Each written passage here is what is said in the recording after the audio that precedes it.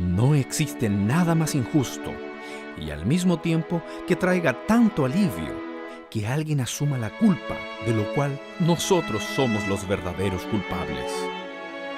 Ante una situación como esta, quien se salvó del castigo solo tiene una salida correcta: ser agradecido con su Salvador.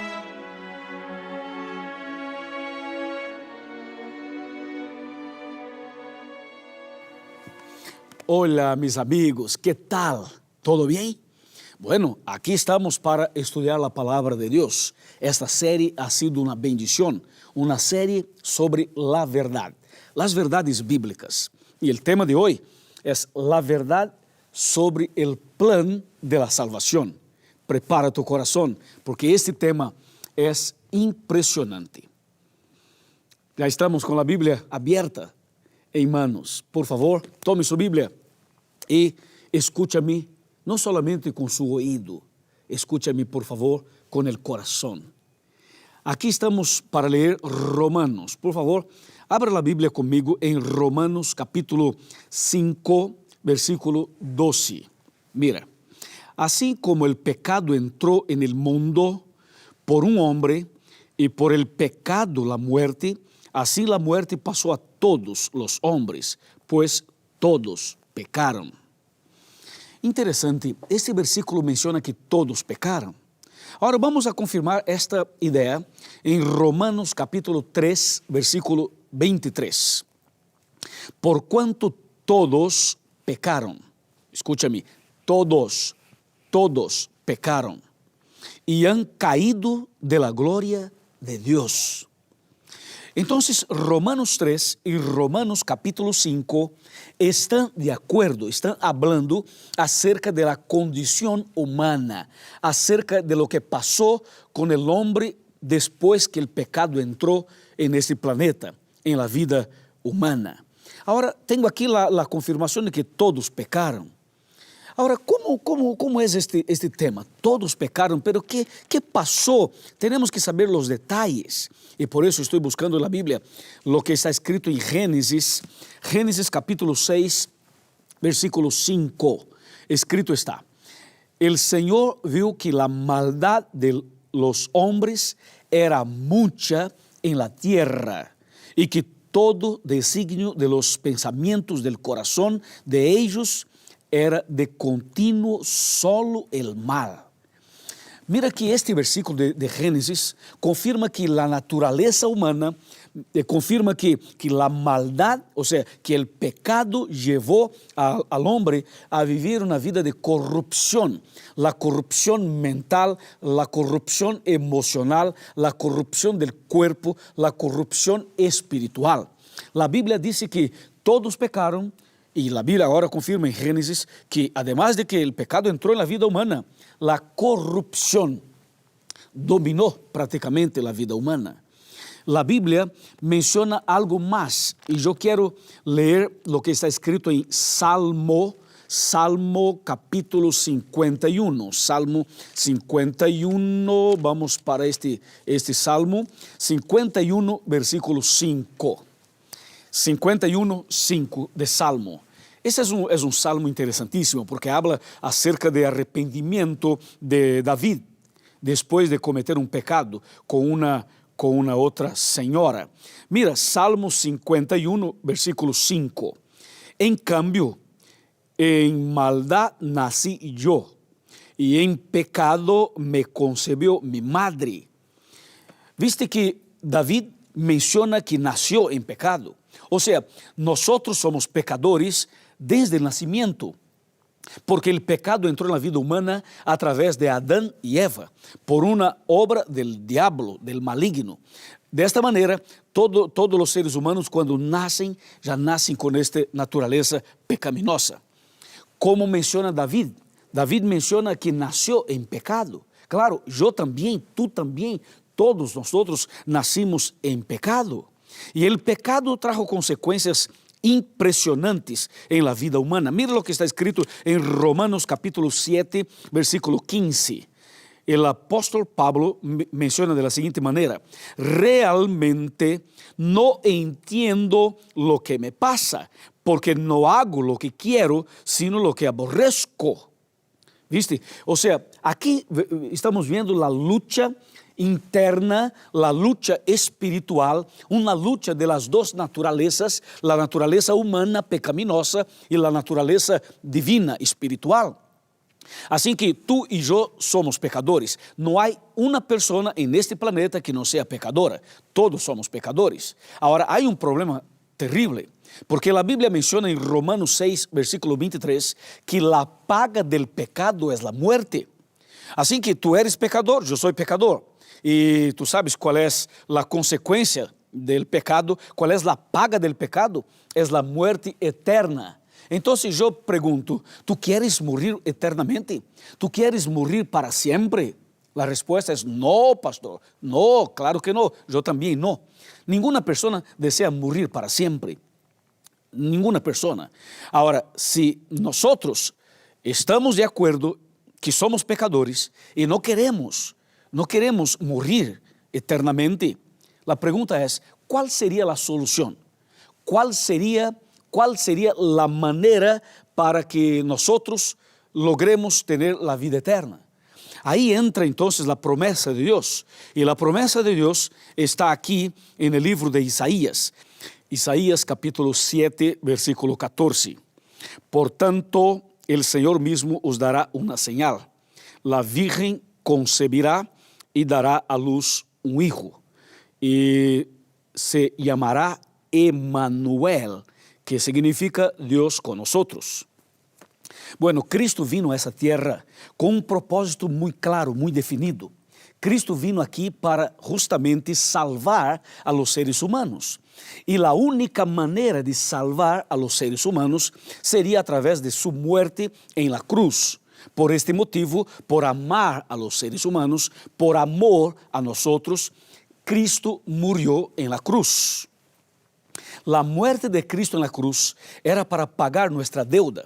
La deuda que teníamos era impagable porque los seres humanos, ni tampoco los ángeles, tenían condiciones de resolver este problema. La única manera sería a través de la muerte de Cristo. Y por este motivo, Cristo fue hasta el Calvario para morir en nuestro lugar. Y cuando llegó al monte del Calvario, entonces había 3 cruces. Una cruz a la derecha, una cruz a la izquierda y una cruz en el centro. En la cruz del centro estaba Cristo muriendo en favor de todos los seres humanos, pagando nuestra deuda, o sea, muriendo para salvar a ti y a mí. Pero en la cruz de la derecha había un ladrón que estaba muriendo, pero antes él tomó una decisión, aceptó a Cristo como su salvador personal y Cristo garantizó su salvación. Ahora, el ladrón que estaba a la izquierda, él quedó blasfemaba todo el tiempo y murió perdido.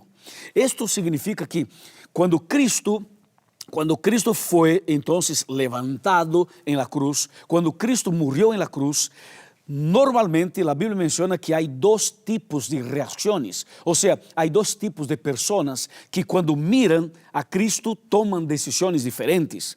Hay un grupo de personas que se arrepiente, que acepta a Cristo, que entrega la vida al Señor. Y hay un grupo que permanece blasfemando, un grupo que no cree, que no acepta, o sea, que está muriendo perdido. La palabra de Dios menciona entonces que Cristo murió en favor de todos los seres humanos y pagó la deuda, resolvió el problema. Cristo cuando murió en la cruz estaba tomando su lugar y mi lugar. Y lo que pasó en la cruz fue algo tan impresionante, pero tan impresionante, que el profeta Isaías menciona en el capítulo 53 de su libro, a partir del versículo 3, el versículo 4.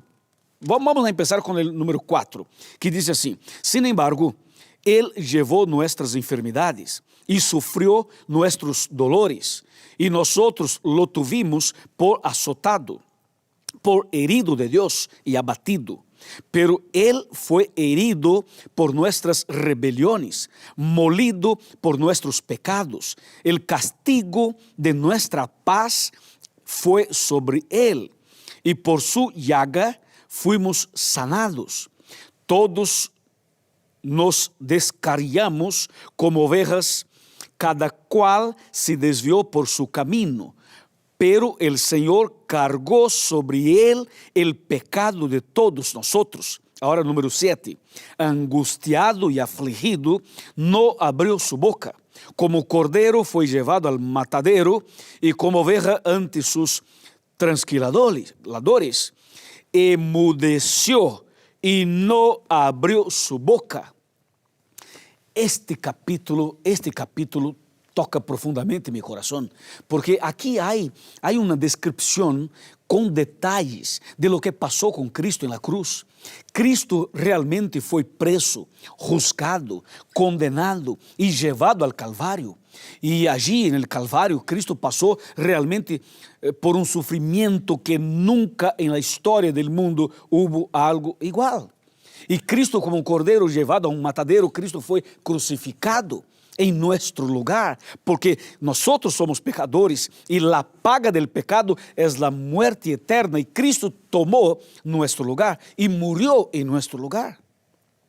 La sangre derramada, el sufrimiento que pasó, todo esto fue por amor a ti y a mí.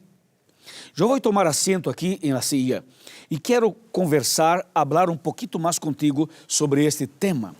Esse é um tema impressionante porque aqui no livro de Juan, Evangelho de Juan, capítulo 3, mira, capítulo 3, versículo 16, escrito está: porque de tal maneira amou Deus al mundo que deu a su Hijo único para que todo el que crea en él no perezca, sino tenga vida eterna. O sea, lo que pasó en la cruz fue la mayor demostración de amor de la historia. O sea, un amor loco que llevó a Cristo a morir en nuestro lugar. Y Cristo realmente cuando estaba en la cruz, estaba allí solo por un motivo, por amor. Y cuando Cristo entonces se entrega definitivamente en la cruz, Cristo está salvando a cada ser humano. Cristo salvó a ti, mi amigo, y salvó a mí. O sea, lo que pasó en la cruz fue suficiente para salvar todos los seres humanos.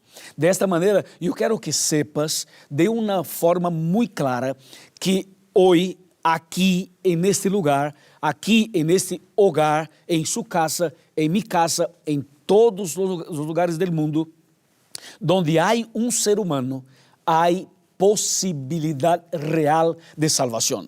E por que eu estou mencionando a palavra possibilidade? Porque Cristo hizo todo por nós. Cristo hizo su parte. Cristo hizo um sacrifício todo por nós. Agora, se tu e eu não lo aceptamos como Salvador personal, então lo que passou en la cruz não tem nenhum valor para nós. Por isso, há uma possibilidade real de salvação. Agora, solamente depende de ti, de uma atitude, de uma decisão, de uma entrega, porque Cristo já se entregou por ti. Agora, tu tienes que entregar a vida a Ele. E esta entrega significa aceptar o que Cristo hizo en la cruz. Aceptar a Cristo como Salvador e como Senhor. Ou seja, a partir de hoje, tomar uma decisão de cambiar. Uma decisão de cambiar, pero cambiar todo, completamente. Pero principalmente entregar a vida ao Senhor. Tu poderias estar pensando, Pastor Luiz, eu sou muito pecador, eu tenho muitos defeitos, eu tenho muitos problemas. Claro, tu tienes problemas, eu também tenho. E quizá poderia estar mirando este programa um drogadito. Pode ser que tu seja um drogadito, ou pode ser que tu seja uma pessoa que está vivendo uma vida de desobediência, ou quizá de rebeldia espiritual, ou pode ser uma pessoa que está traicionando a la esposa ou el marido, e tu não te sientes digno de aceitar a Cristo. Pero quero que sepas que Cristo te ama assim como eres, que Cristo te ama e te chama. É um chamado para pecadores.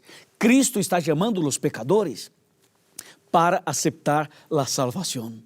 Cristo tem um plano para ti. Cristo tem um mensagem para ti. Cristo tem uma salvação, a única salvação para ti. Abra tu coração, acepta Cristo, tome uma decisão. Procure a igreja adventista. Procure uma igreja adventista mais cerca. Di ao pastor que tu eres meu invitado especial. Y el pastor te va a recibir con mucho cariño, con mucho amor. La iglesia está de puertas abiertas para ti, para ayudarte a entender mejor el plan de Dios para salvar a ti y a tu familia. Muy bien, alabado sea Dios. Yo quiero orar por esta linda decisión. Vamos a orar. Padre nuestro, gracias por el sacrificio de Cristo. Gracias por lo que pasó en la cruz. Nosotros aceptamos a Jesús como nuestro Salvador personal. Y yo estoy, Padre, clamando una bendición para esta persona que ora conmigo, para este hombre, para esta mujer, para esta familia, para este matrimonio, para esta familia. Gracias, Padre, por tan grande sacrificio. Agradecemos-te de todo nuestro corazón, en el nombre de Jesús. Amém.